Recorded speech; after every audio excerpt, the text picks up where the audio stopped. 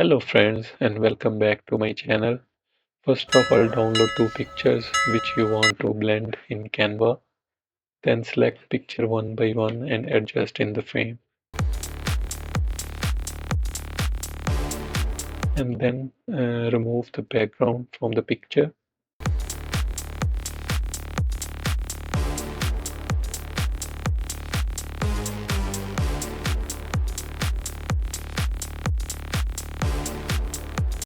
Then select another picture, put on the top.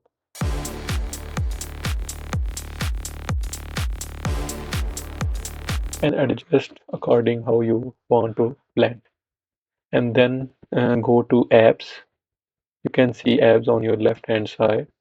And then search for the app Image Blender.